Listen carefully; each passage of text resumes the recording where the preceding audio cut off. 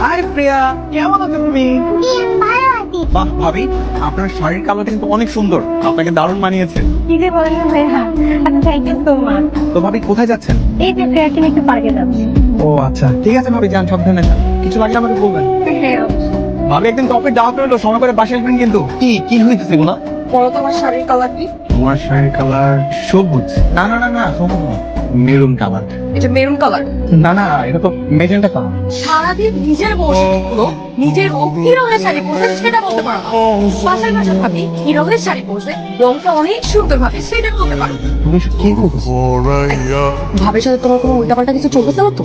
আস্তাগফিরুল্লাহ, নাউযুবিল্লাহ, তওবা তওবা, তোমার কি মাথা ঠিক আছে? তুমি এগুলো কি বলতেছো? না না না, ব্যাপারটা খুবই স্বাভাবিক। ওনার স্বামী থাকে বিদেশ, তুমি ওনার শাড়ির রং বলতে সুন্দর, অথচ দেবী নিজের বউ শাড়ির রং তুমি বলতে পারছো না। ব্যাপারটা তোমার খুব অনুভব করতে চাচ্ছে। বাবু বাবু বাবু, শোন, শোন। আমার না শুধু শাড়ির কালার মনে থাকে না, একটু বোঝো। এটা এত সুন্দর কালারের শাড়ি, এটা তো আমি দেখছি, মনেও রাখছি, কিন্তু নামটা মনে ছিল না। তুমি তো জানো আমার কালারের নাম মনে থাকে না। তাই না? শাড়ির কালার চিনছ না? আজকে সারাদিন তুই শাড়ির কালার শিখবি। প্রেমামনি, তুমি যদি আমার প্রশ্নের কিছু উত্তর দাও তাহলে ওই যে টেডি বিয়ারটা দেখছো এটা আমি তোমাকে দিয়ে দিব। আচ্ছা, আর তোমার রাফি আঙ্কেল কি তোমাদের বাসায় যায়? তাই তো, বাসায় গিয়ে কি করে?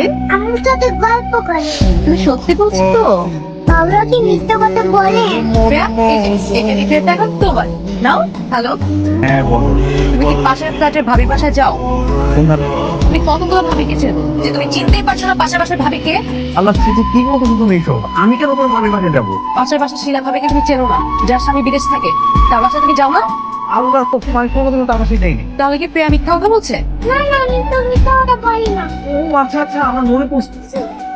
তোমার মনে আছে ভাবি যেদিন প্রথম এই বাসায় এসে উঠলো, তখন আমি পরিচিত হতে তার বাসায় গেলাম? তুমি তো আমার সাথে ছিলাম। আমি তো ছোট মানুষ, বলতে গেলে কিছু মনে নাই। আয় আজকে শুধু বাসায় তো খবর আছে। আর তিশা সময় এরকম কিছু। হ্যালো, প্রিয়া, রাফি আঙ্কেল কি শুধু ওই দিনই গিয়েছিল নাকি প্রায়ই যায়? মাঝে মধ্যেই একদম আঙ্কেল খুব দুঃখে। আজকে আঙ্কেলের খবর আছে। ওই কি ওই দরজায় কি? কি ব্যাপার? তুমি এখানে দাঁড়িয়ে আছো কেন? আমি দেখছিলাম তুমি অফিস থেকে এসে আমাদের দরজার দিকে তাকাও নাকি এই দরজার দিকে তাকাও। আচ্ছা, আমাদের দরজাটা খোলা, তারপরে তুমি খোলা দরজায় না তাকিয়ে এই বন্ধ দরজায় নজর কেন দিলা? এই দরজার প্রতি তোমার এত ইন্টারেস্ট কেন সেটা বলো। নো ইন্টারেস্ট, কোনো ইন্টারেস্ট আমার নাই। মানে সাবকনশিয়াস মাইন্ডে ভুলেই দরজাটা দিকে শুধুমাত্র তাকিয়েছিলাম, বুঝছো? কোনো নজর কিন্তু আমি দিই নাই। সাবকনশিয়াস মাইন্ড না, যেগুলোকে বুঝাস অবশ্যই একটা ভালো টাইপ বাসায়। মা, মা, তিশা, তিশা, শোনো না, আসলে কিছু দেখি না, ভুলেই তো চোখ যাইতেই পারে। মানুষ আমরা বলো, কি করতেছো? কথা তো শোনো। খাবার বলে দিনে কেন পেয়ে যেত? আপনার ছেলের আজকে এই বাসায় কোনো খাবার নেই। আমি সব খাবার দাবার গিয়ে দুপুর বেলাতে দিয়ে আসবো। আপনার ছেলের নজর এখন এতটাই খারাপ হয়ে গেছে যে সে পাশের বাসার প্রেয়ার মার দিকে নজর দিচ্ছে। আম্মু, আমি কিন্তু কোনো প্রেয়ার আম্মুর দিকে মতো কিচ্ছু নেই নেই। ওই যে প্রেয়ার পিচ্ছি আছে না, এমন ফাজিলের ফাজিল, ওরে চকলেট না দিতে দেখে ওর কাছে উল্টো পাল্টা কথাবার্তা বলছে। আর আশ্চর্য যে নজর দিলাম সেটা ওকে প্রেয়ার বলে দিচ্ছে, এটাও প্রেয়ার দোষ বলো? দরজা তো বন্ধ ছিল, আর চোখ থেকে এদিকে এদিকে যাইতেই পারে, তাই না আম্মু? না, চোখ যাবে না, কেন যাবে চোখ? না বোমা, তুমি না একটা কাজ করো। ওর চোখ দুটো বলে না, ওই দুটাও তুমি কুকুর বেড়াতে দিয়ে আসো। নজর কাটা ছিল থেকে কাটা ছিল অনেক। আম্মু তুমিও? আজকে তোমার এই বাসায় কোনো খাবার নেই, না কিচেনে না ফ্রিজে কোথাও না। আজকে তুমি ঘরে না তাকে খাও। আম্মু, তিশা, শোনো,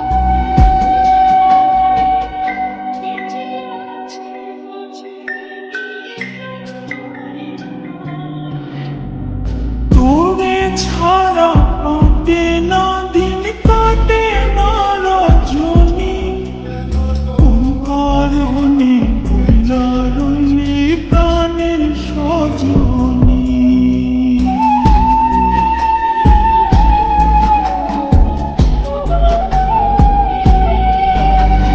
তোরে ছাড়া কাটে না দিন, কাটে না রজনী, কারণে ভুলা রইলি প্রাণের সজন। তুই বিহনে ভাবি, ভাই এত রাতে আপনি আসলে ভাবে আপনার বাসায় কিছু খাবার হবে। মানে মানে হচ্ছে গিয়ে প্রচন্ড খিদে পাইছে। এদিকে ঘরে যত খাবার রান্না করছে সব ফেলে দিছে। ফ্রিজে কোনো খাবার নাই।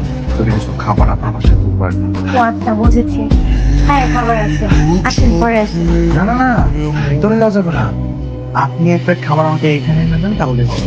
আচ্ছা, কোথায় যাবো? আমার আঙ্কেল আজকে বিরক্ত করছে। আঙ্কেল নয় রাফি। হ্যাঁ, রাখেন। ভাবি এটা আপনি নিজে হাতে যান না। ভাবি আপনার রান্না খুব মজা, মানে আমার কাছে মনে হচ্ছে না জীবনে এত মজার খাবার খাইনি। আমার ঘরে কেউ এত ভালো রান্না বান্না করতে পারে না। আমি যদি পারতাম প্রত্যেকদিন একবেলা করে বলো আপনার ঘরে আপনার হাতে রান্না খাইতে আসতাম।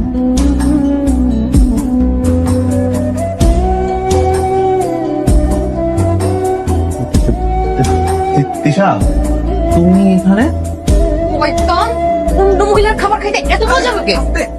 ওমা, আস্তে আস্তে আস্তে।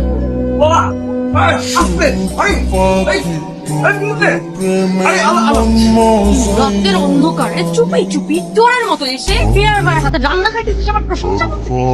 তো কি করবো? তুমি জানো না রাতে বেলা না খাইলে আমার ঘুম আসে না। তার উপর আবার তুমি ঘরের সব খাবার পালাই দিত।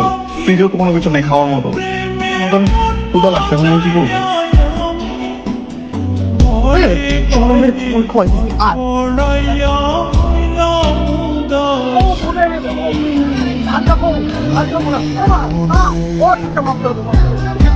আসে না রবে